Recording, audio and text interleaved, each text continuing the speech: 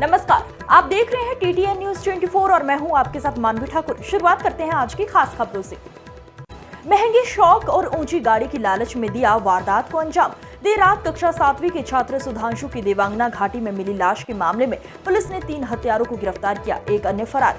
हिरासत में आए हत्यारों ने जुर्म का इकबाल करते हुए कहा, हमने लग्जरी गाड़ी और महंगे शौक पूरे करने के लिए छात्र सुधांशु को किडनैप कर फिरौती की मांग की थी, लेकिन मामले के खुलने के खौफ से सुधांशु की पत्थर से कुचलकर हत्या कर दी गई।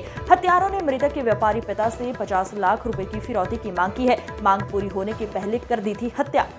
कल दोपहर में 2 बजे के आसपास रायपुरा थाने में श्रीमती मंजू देवी ने एक सूचना दी कि उनका बच्चा शनिवार से गायब था। पहले भी वो 1-2 बार जा चुका है, सूरत तक चला गया था, लौट के 2-3 दिन में आ जाता था। इस नाते उन्होंने शनिवार रविवार उसे ढूंढा, नहीं मिला, तो इस आशा में वो थे कि आ जाएगा। आज सवेरे उनके पति जो कि कानपुर में हैं, उनके फ़ोन पर एक फ़ोन आया 10 बजे के आसपास, जिसमें ये कहा गया कि तुम्हारा बच्चा कहाँ है। उनका घर से कहीं गया है। क्या नाम है, नाम बताया उन्होंने।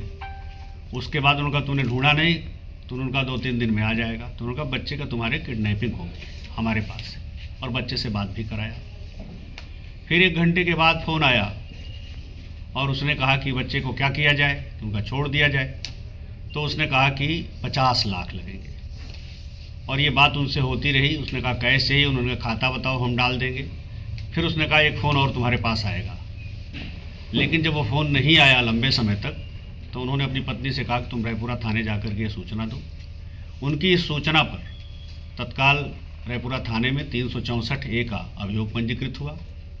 उनके फ़ोन की जो रिकॉर्डिंग थी, पुलिस ने वो रिकॉर्डिंग लिया, और जिस नंबर से फ़ोन आया था उस नंबर के ओनर को जानकारी करके जब हम लोगों ने पकड़ा, तो एक विद्यार्थी निकला और उसने बताया कि मेरा फ़ोन रविवार को मेरे मित्र ने लिया था और फ़ोन रख के चला गया। तो बाद में मुझे पता चला कि एक सिम निकाल ले गया है। जब उसको रिकॉर्डिंग सुनाई गई तो उसने कहा ये तो विनय की आवाज़ है। इस आधार पर फिर पुलिस विनय के पीछे लगी, और इस घटना में कुल 4 लोग शामिल थे, जिसमें से 3 लोगों की गिरफ्तारी हो गई। सूत्रधार इस घटना का एक व्यक्ति उसी के गांव का एक बच्चा है जो बाल अपचारी है, उसी के साथ ही आया था। और विनय जो इसका मुख्य कर्ता धर्ता है, उसके कमरे पे एक दिन और एक रात ये रुके। अगले दिन यानी कल ये बच्चे को ले करके मौज मस्ती के लिए निकले थे कि चलो हम लोग देवांगना घाटी पे चलते हैं, और वहाँ पहाड़ी के ऊपर ले जा कर के लगभग 300-400 फीट ऊपर फिर इन्होंने बात कराई थी उसके पिता से। दोबारा फिरौती की डिमांड की थी और कहा फिर फ़ोन करेंगे तो वहाँ लेके पहुँच जाना। इस पे बच्चे ने कहा कि ठीक है, अब हम चल के बताएंगे कि कौन लोग इसमें शामिल थे, क्योंकि वो आलोक को जानता था, उसके गांव का है। और उसने भागने की कोशिश की, जिस पे इन्होंने उसे मार दिया कि अब हमें फंसा देगा, पुलिस को बता देगा, घर जाके बता देगा। इस तरह से इन बच्चों ने पैसों के लालच में ये घटना कारित कर दी। इस